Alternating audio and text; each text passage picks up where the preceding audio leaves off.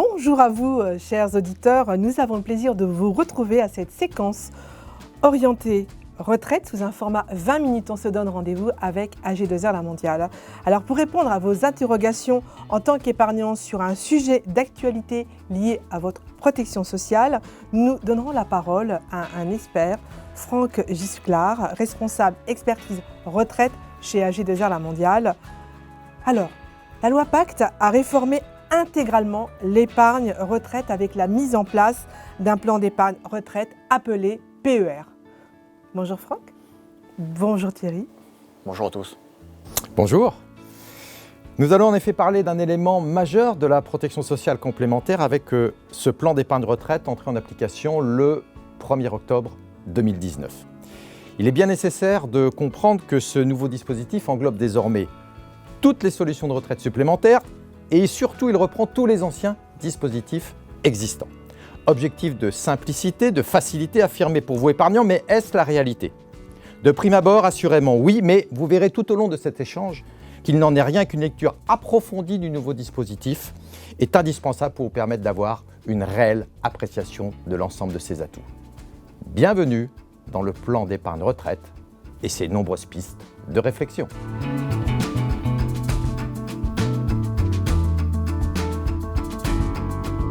Franck, avant de rentrer dans le vif du sujet de cette législation, une question se pose tous les épargnants. Comment construire mes revenus futurs en épargnant ? Ou dit autrement, quelles sont les différentes formules existantes aujourd'hui dans ce PER, qu'elles soient individuelles comme dans l'entreprise ? Oui, c'est une bonne question Thierry, parce que déjà dans le comment, il y a le pourquoi, c'est-à-dire pourquoi faire ça, hein. Je pense que c'est bon de rappeler ça. Tout simplement, si le législateur a mis en place toute une batterie de solutions individuelles ou collectives pour compléter ses revenus à la retraite, c'est qu'il y a une raison, hein. C'est que tout simplement, côté régimes obligatoires, il y a eu de multiples réformes déjà qui sont venues tirer par le bas les taux de remplacement, hein. C'est-à-dire le taux de remplacement, c'est le niveau de revenu que vous avez lorsque vous prenez votre retraite. Donc c'est la différence entre votre revenu passé et le revenu au moment où vous prenez votre retraite. Donc ça s'appelle un taux de remplacement. Et ce qui est vrai, c'est que ce taux a baissé inéluctablement suite aux différentes réformes qui ont eu lieu pour sauvegarder notre système de répartition auquel on est tous attachés. Et donc c'est en tirant par le bas ce taux de remplacement que ça crée une contrainte, mais en même temps, le législateur dit à tout un chacun, écoutez, ok, vous aurez un petit peu moins de retraite, ça c'est obligatoire pour sauver notre système, mais en même temps, on vous donne les moyens de compléter ce que vous n'auriez pas eu. Ouais, je prends une image, vous gagnez 200, vous auriez dû avoir 100, sans les réformes qu'on a fait. Avec les réformes qu'on a fait, vous aurez donc 80, vous perdez 20. Bon, on vous donne les moyens, à travers différentes solutions, de déjà aller rechercher ces 20. Et c'est vrai que dans ces différentes solutions qui existent, il y en a qui sont individuelles, collectives, qu'on peut souscrire à titre privé ou à titre professionnel. Et la loi Pacte, effectivement, a réformé une partie de ces solutions, pas toutes, effectivement à travers le fameux PER. Voilà.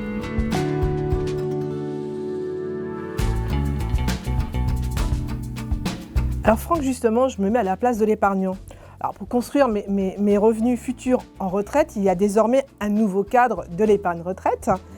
Faire évoluer les produits d'épargne retraite, c'est bien, mais comment ils se différencient par rapport aux anciennes formules ? Quels sont les atouts justement pour l'épargnant ? Alors Corinne, c'est vrai, c'est une révolution, hein. C'est pas du tout une rénovation des produits tels qu'on a pu le connaître par le passé. C'est vraiment une révolution, c'est un nouveau dispositif, hein, qui est donné qui est en libre disposition en tous les cas de chacun pour construire ses revenus. Ce qu'il a d'extrêmement différent par rapport aux autres solutions, c'est que précédemment c'était le produit, on achetait un produit, on souscrivait un produit, et à ce produit était attaché une fiscalité et une prestation. Donc c'était assez simple. Là c'est l'inverse, c'est le PER, c'est la façon dont je vais l'alimenter, qui trace en fait, qui donne la couleur fiscale, et à la fois les prestations. Donc ça s'est inversé. Voilà, donc je ne vais pas trop rentrer dans le détail, on y reviendra peut-être plus tard. Mais la grande novation, c'est celle-là. C'est ma fiscalité, ma prestation ne dépend plus du produit que j'achète, mais dépend de la façon dont j'alimente le PER. Donc c'est complètement inversé, et c'est cette inversion qui crée la nouveauté majeure. Après, évidemment, il y a la partie sortie capitale, pouvoir faire des rachats pour résidence principale, etc. Mais la véritable innovation, elle est là, voilà, dans le PER. Alors, dans ce plan d'épargne retraite, un dispositif est annoncé comme novateur, à savoir le PERI, et plus précisément appelé plan d'épargne de retraite individuel. Et pourtant, beaucoup, aujourd'hui, le comparent à l'ex-produit Madelin. Pourquoi ? C'est pas faux, déjà. C'est-à-dire, il y a déjà des points communs. C'est-à-dire, même s'il y a de grosses différences, il y a des points communs. C'est-à-dire, entre mon PER individuel et mon ex-contrat Madelin, j'ai par exemple les mêmes enveloppes fiscales à l'intérieur. Elles ont été reproduites à l'identique. Voilà. Également, vous avez dans ce PER la possibilité de constituer une rente viagère, qui était la seule sortie possible sur les anciens contrats. Donc il y a toujours la possibilité d'avoir une rente. Donc il reste toujours des points communs, y compris sur la mise en place. Je suis gérant majoritaire d'une société, je peux très bien faire financer cette solution par mon entreprise. Donc il y a des points communs. Mais effectivement, il y a des différences très très fortes en revanche. Oui. Alors, il y a des similitudes entre les deux, notamment fiscales, mais comment expliquer un tel succès pour le PERI depuis son entrée en application ? Le succès, il vient du fait que ça a gommé le PER, en fait, le PER individuel, a gommé l'inconvénient majeur qu'il y avait sur les anciens produits, c'est-à-dire la sortie en rente exclusive. Et force est de constater, c'est que les taux de rente, c'est-à-dire le niveau de rente qui était donné par les anciens produits, baissaient au fur et à mesure des années, du fait de l'allongement de l'espérance de vie. En fait, Thierry, on est à la même situation que les régimes obligatoires. Quand on veut construire une rente, que ce soit par les régimes obligatoires ou par les régimes de capitalisation, on a le même problème, entre guillemets. C'est l'allongement de l'espérance de vie, qui est une bonne chose. Mais en tous les cas, pour construire une rente, forcément, ça crée des prestations à la baisse. Ça vient tirer la prestation à la baisse. Et c'est vrai que petit à petit, ces contrats Madelin venaient impacter des rentes de plus en plus faibles, enfin générer des rentes de plus en plus faibles. Et du coup, l'atout majeur du PERI, c'est qu'il a gommé cet inconvénient, même si on peut toujours avoir une rente viagère avec le PER, mais il a gommé cet inconvénient puisqu'il permet toujours de déduire et d'avoir un capital par contre à la sortie, donc de pouvoir récupérer son épargne comme bon vous semble. Voilà. Alors, je suis toujours épargnant et je me pose des bonnes questions pour assurer mon avenir. L'épargnant qui récupérait justement son épargne sous forme de capital au terme était sous l'égide de la fiscalité bien connue et préférée des Français, l'assurance vie. Ce ne serait donc plus le cas aujourd'hui et est-ce qu'elle serait absorbée par le PER ? Alors, heureusement que non. Alors, dans la loi Pacte, il y a plus de 200 articles, donc le PER il a été réformé en fait par l'article 71, mais dans cet article 71, il n'est pas embarqué, excusez-moi l'expression, les produits dits assurance vie. Et heureusement, parce que je dirais qu'on marche bien que sur deux pieds. On marche bien que sur deux pieds. Donc en fait, d'avoir la complémentarité entre les deux, avoir un PER individuel et avoir un produit type assurance vie pour construire mes revenus de demain, c'est franchement l'idéal. On aura peut-être l'occasion d'y venir, mais c'est l'idéal parce qu'encore une fois, on marche bien que sur deux pieds. Et si le PER avait absorbé les produits d'assurance vie, on n'aurait plus qu'un pied pour marcher, donc ça aurait été un peu gênant. Voilà, là c'est pas le cas, donc tant mieux. Non, l'assurance vie existe encore, il a tous ses atouts et c'est parfait. Voilà.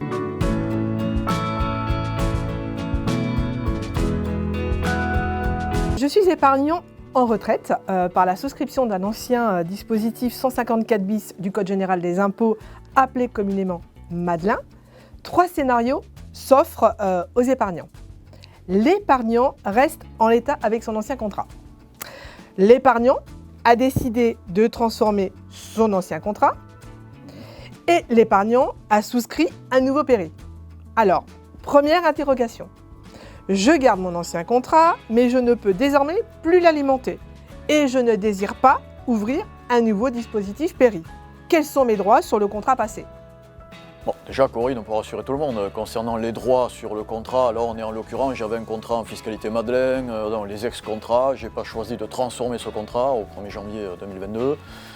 Les droits acquis sur l'ancien contrat restent acquis, il n'y a aucun souci là-dessus. Voilà, le seul problème, c'est que je ne peux plus verser, évidemment, et continuer à déduire pour constituer de l'épargne. Mais sinon, les droits restent acquis, bien sûr, c'est évident. Deuxième interrogation. J'ai fait le choix de transformer mon ancien contrat. Pouvez-vous nous expliquer l'intérêt de cette opération pour l'épargnant ? Un intérêt majeur déjà, on en parlait tout à l'heure, enfin à plusieurs reprises, c'est-à-dire que sur les anciens contrats, les niveaux de rente constitués sur les anciens contrats étaient tirés à la baisse depuis des années.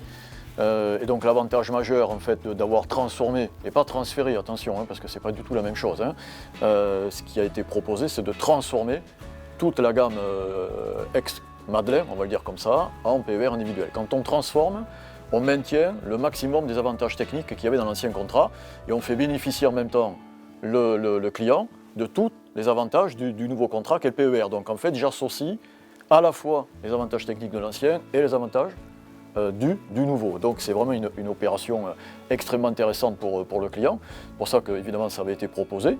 Donc pourquoi c'est intéressant pour ça, hein? Parce que je vais associer les deux avantages des deux côtés, et évidemment je vais pouvoir surtout sortir mon épargne sous format capital fractionné, ce qui s'appelle du revenu financier, plutôt que uniquement que de la rente viagère. Voilà, si je veux prendre un bout de rente viagère sur mon PER, mais je peux tout faire avec, hein, c'est un couteau suisse. Donc c'est ça qui est intéressant. Et dans cette transformation, ce qui est extrêmement intéressant et important, c'est qu'on a maintenu notamment les tables de mortalité d'origine des anciens contrats, et on les a transférés, du coup, embarqués dans ces PER transformés, qui ne sont pas donc des PER transférés, c'est bien des PER transformés. Voilà, donc c'est pour ça qu'on associe le maximum d'avantages, et il y avait tout intérêt à le faire, voilà, sauf cas exceptionnel, bien sûr. Insistons pour mieux comprendre cet aspect de la transformation, c'est peut-être de revenir sur un élément constitutif de la rente viagère, à savoir cette fameuse table de mortalité dont vous venez de parler. Ah, c'est une belle question, ça. Donc, en fait, je vais revenir sur l'aspect de... Encore une fois, Thierry, c'est comme les régimes obligatoires, hein. Les régimes facultatifs ont le même problème, entre guillemets, que les régimes obligatoires, hein. À partir du moment où l'espérance de vie s'allonge, évidemment, les niveaux de rente à couvrir sur plus de durée, hein, si j'ai un capital de 100, si mon espérance de vie est de 20, ben, je divise par 20, j'ai un montant de rente, hein. Si mon espérance de vie est de 25, ben, je divise par 25. Mon espérance de vie est de 30 ans, je divise ce capital qui est toujours de 100 par 30. Donc évidemment, si je divise ce capital qui est de 100 par 20, 25 ou 30, je ne vais pas évidemment avoir le même niveau de revenu de façon viagère. Mais ça, c'est lié à l'espérance de vie. C'est la même mécanique que les régimes obligatoires. Donc l'intérêt dans la transformation, c'est que comme on a gardé les anciennes tables, les tables de mortalité qui étaient dans ces contrats, qui ne sont plus vendus depuis 20 ans, qui avaient des tables garanties, mais des tables garanties justement sur une espérance de vie de 20 ans ou 25 ans, pas sur des espérances de vie de 30 ans comme aujourd'hui. Et donc forcément, en embarquant toute mon épargne dans ce nouveau PER, qui est un PER transformé, j'ai embarqué mon ancien contrat Madeleine, j'ai mis toute mon épargne dans mon contrat PER qui est donc transformé, mon PER individuel. Non seulement j'ai embarqué toute l'épargne, j'ai pas eu de frais au passage, en plus j'embarque toutes les tables de mortalité, ce qui veut dire que même si au terme de mon contrat, parce que je ne connais pas mes besoins, dans 5 ans, 10 ans, 15 ans, 20 ans, je ne sais pas de quoi j'aurai besoin.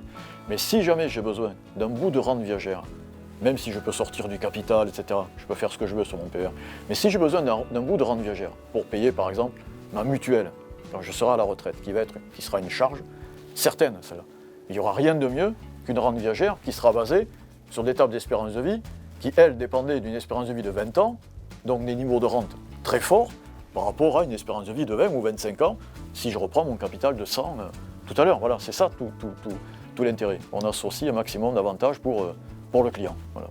Alors, finalement, et c'est notre troisième interrogation, le meilleur tandem ne serait-il pas un péri transformé avec l'ouverture d'un péri classique existant?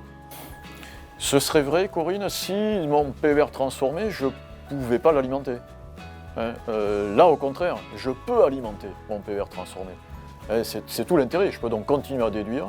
Je peux constituer des capitals si je veux pour demain, que je peux récupérer. Donc il n'y a pas d'aliénation de capital sur le PER, puisque je peux récupérer ce que je veux et comme je le veux au bout. Et si je veux un bout de rente viagère, je suis donc sur les anciennes tables qui n'existent plus et qui vont produire des niveaux de revenus de 12 à 15% plus élevés que les tables actuelles. Donc 12 ou 15% de plus, c'est pas rien, Corinne. 15% de plus, c'est 2 mois de plus. C'est-à-dire mon PER transformé, si je veux de la rente viagère, il me produit 2 mois de plus de retraite tous les ans qu'un PER classique d'aujourd'hui. Donc 2 mois de plus sur 20 ans d'espérance de vie, ça fait 40 mois de plus de retraite constituée à cotisation identique, à durée identique, avec ce type de produit. Le PER transformé, il doit être perçu comme un produit unique. Il n'existe pas sur le marché, ce PER transformé. Il est lié à une opération. Voilà. Donc c'est pour ça que c'est tout l'avantage d'avoir fait ça pour nos clients. Je vais même plus loin, si je suis votre raisonnement, en fait, un péri ouvert depuis 2019 doit être transféré vers un péri transformé. C'est quasi évident. En fait, pourquoi je me priverais de cet avantage, même s'il faut regarder les générations de contrats, pourquoi je me priverais de ça? Puisqu'en fait, pourquoi avoir un péri classique aujourd'hui? J'ai ouvert un péri classique en octobre 2019 chez X, Y ou Z. Je suis sur des tables actuelles de mortalité, donc moins bonnes, puisque basées sur des espérances de vie plus fortes. donc des tables de mortalité moins bonnes que celles que je pourrais avoir dans mon PER transformé, pourquoi je ne basculerai pas les primes que je mets dans mon PER classique d'aujourd'hui dans mon PER transformé, puisque mon PER transformé, il peut me faire 15 ou 12% de plus de retraite si je veux de la retraite au bout. Donc, à cotisation identique, à durée identique. Donc oui, j'ai tout intérêt à transférer, même si ça nécessite toujours des études, etc. Mais voilà, l'intérêt, il est plutôt là, oui. Alors justement, est-ce qu'il y a d'autres avantages à reporter les cotisations sur un contrat péri-transformé? Ouais, un avantage un peu plus technique, c'est que en transformant les contrats, on garde l'antériorité fiscale du contrat. Hein, on reprend l'antériorité de l'ancien contrat. Et en fait, il y a une règle dans le PER qui consiste à dire, qui est purement patrimoniale, qui consiste à dire, si vous prenez de la rente viagère sur votre PER, même si vous avez le choix du capital fractionné, ce que vous voulez, si vous prenez la rente viagère sur votre PER, la rente viagère n'est pas soumise au droit de succession au moment du décès. En tous les cas, la provision mathématique n'est pas soumise au droit de succession au moment du décès. Voilà, ce qui était le cas déjà des anciens contrats. Elle ne l'est pas. Alors il y a la loi Pacte, certes, la loi TEPA, pardon, certes, qui exonère le conjoint de droit de succession, etc. Mais elle ne sera pas, cette provision mathématique, exonérée s'il n'y a pas à minima 15 ans de durée. Hein, sur cette partie rente viagère, enfin sur la provision mathématique qui reste au moment du décès et au moment de la réversion. Voilà. J'espère que je suis assez clair sur le schéma. En tous les cas, si mon contrat a moins de 15 ans de durée et si je prends de la rente viagère sur un PER classique, imaginons, j'ai 55 ans, j'ouvre un PER classique, j'ai que 10 ans de durée devant moi, terme 65 ans, je n'aurai pas les 15 ans, je prends de la rente viagère, je décède, loi TEPA, le conjoint, tout va bien, mais j'ai une partie de provision mathématique qui se passe dans les droits de succession. Là, le PER transformé, comme il embarque l'antériorité de l'ancien contrat, avec la règle des 15 ans, je suis sûr pratiquement d'avoir mes 15 années, et dans ce cas de figure-là, je n'ai aucun droit de succession quand je sors sur la partie rente viagère. Donc voilà, c'est un élément un peu plus technique, mais également extrêmement intéressant. Et encore une fois, si on avait fait du transfert, ça n'existe pas. On fait de la transformation, ça existe. Voilà. Super avantage. Alors, pour les titulaires de PERP, même raisonnement, Franck? Pas tout à fait. C'est-à-dire, oui, parce que sinon ce serait trop simple. Voilà, ce serait trop simple. Non, pas tout à fait. En fait, il y a depuis voilà, ce qui s'est produit, c'est que le PERP, normalement, génère de la rente au bout. Hein, c'est un produit qui crée une rente exclusive, comme les anciens contrats Madeleine, avec la possibilité de pouvoir prendre 20% en épargne, pourquoi pas, et 80% en rente. Mais cela dit, c'est un produit qui sort en rente. Dans ce cas-là, il y a les notions de rachat de rente, Thierry. C'est quand ma rente est trop faible, le distributeur me permet, c'est un choix, de récupérer la totalité de mon épargne plutôt que d'avoir une rente trop faible. C'est ce qui s'appelle le rachat de rente. Les seuils de rachat de rente, précédemment, c'était 40 € par mois, 480 € par an. Dit autrement, si ma rente au terme était inférieure à 480, l'assureur pouvait me proposer de récupérer la totalité de mon épargne. Ça existe aussi sur les régimes obligatoires, aussi, mais c'est ce qui se passe sur les PERP. Ce rachat de rente, il a été relevé de 40 € à 100 €. Donc c'est plus 480 € le seuil de rachat, mais 1200 €. 1200 € de rente, donc si j'ai une rente de 1000 € par exemple sur mon PERP, je suis en dessous des 1200 et je peux donc récupérer la totalité de mon épargne. C'est extrêmement intéressant ce relèvement des seuils parce que je peux donc récupérer du capital comme sur un PER, qui également me permet de récupérer du capital, mais j'aurais tout faux, je vais le dire comme ça, si je transférais mon PERP qui est en dessous de ce seuil de rachat de rente sur un PERI, puisque j'aurai aussi du capital sur un PERI, mais je l'aurai aussi sur le PERP.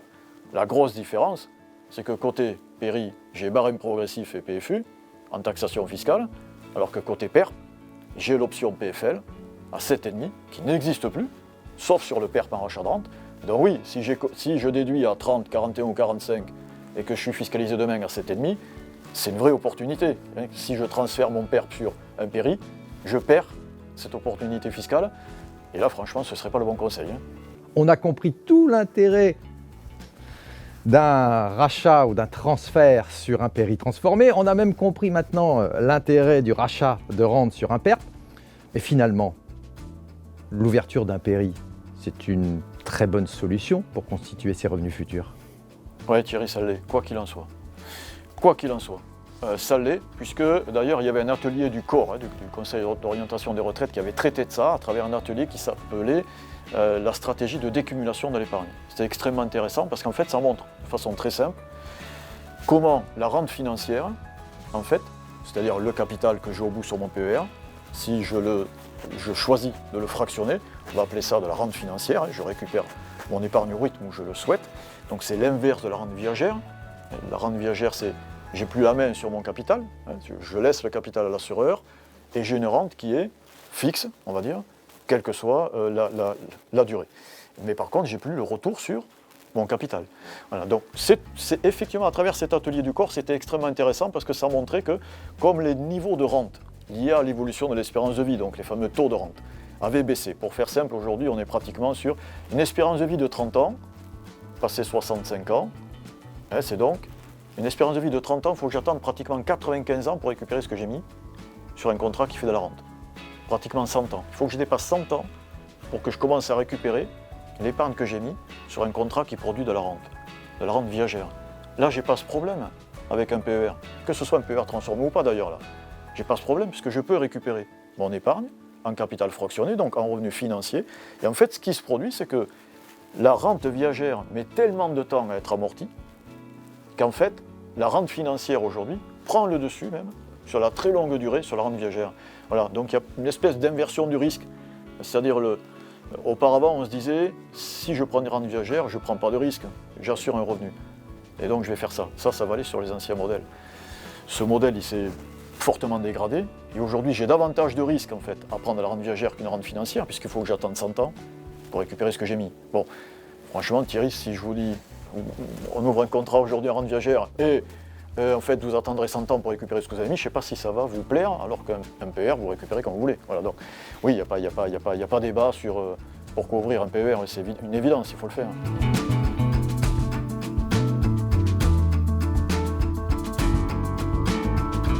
Alors, vous avez été très très clair, mais cette décision n'est pas si simple à prendre pour l'épargnant et souvent désignée comme un produit d'épargne facile à comprendre et à mettre en place. Ce nouveau PERI, on l'a vu, mérite un véritable accompagnement. Alors pour conforter cette idée, le législateur a bien assorti la mise en place de ces nouvelles formules retraite par un devoir de conseil renforcé. Et comment notre épargnant peut-il faire pour avoir les éléments de compréhension, de calcul, de réflexion avant un choix d'épargne, souvent de toute sa vie. Et que propose concrètement AG2R La Mondiale pour accompagner ses clients et conforter leur choix? C'est une excellente question, encore une fois, parce que, en fait, on vient de voir, Thierry, vous disiez en introduction, produit simple, etc. Bon, en fait, c'est tout le contraire, le PER est extrêmement complexe, et c'est parce qu'il est complexe, même si on l'a un peu abordé là, c'est parce qu'il est complexe que le législateur l'a encerclé, l'a assorti d'un devoir de conseil renforcé, propre au PER individuel, à travers l'article L224-29 du CMF, du Code monétaire et financier. Donc ce n'est pas un hasard si le législateur il a assorti ce PER individuel d'un devoir de conseil renforcé. Dans ce devoir de conseil renforcé, Corinne, il y a la nécessité pour l'intermédiaire, assureur, n'importe qui vend du PER, il y a la nécessité en amont de faire un audit, de mesurer les revenus de demain, d'identifier les besoins, d'identifier la partie fiscale également du dispositif, à l'entrée, à la sortie. Donc il a en fait encerclé le PERI, le PER individuel, de ce devoir de conseil, et ce n'est pas un hasard. Et pour répondre à ce devoir de conseil, évidemment, il faut qu'on ait une approche méthodologique en adéquation avec ce qui est demandé par le législateur. L'approche qu'on a côté AG2R La Mondiale est extrêmement simple, elle n'est pas nouvelle, et elle nous va bien.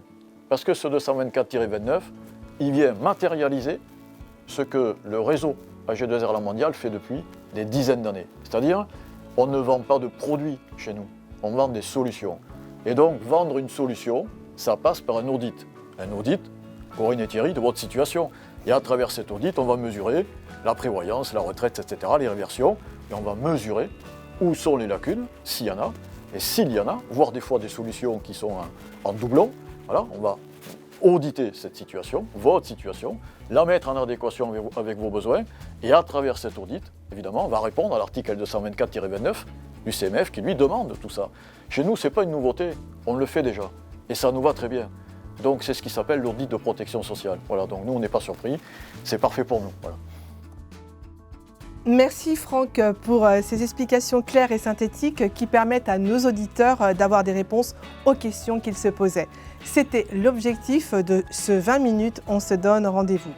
pour éviter toute erreur et utiliser au mieux ce nouveau dispositif, il est recommandé de réaliser un audit de protection sociale qui va vous permettre de chiffrer et de pouvoir décider. Si vous souhaitez en savoir plus sur la mise en place d'un PERI et sur le transfert ou non de votre contrat, rendez-vous sur www.ag2rlamondiale.fr. Que vous soyez client ou non, un conseiller expert en protection sociale du groupe sera en capacité de vous accompagner. Merci à toutes et à tous et à très bientôt.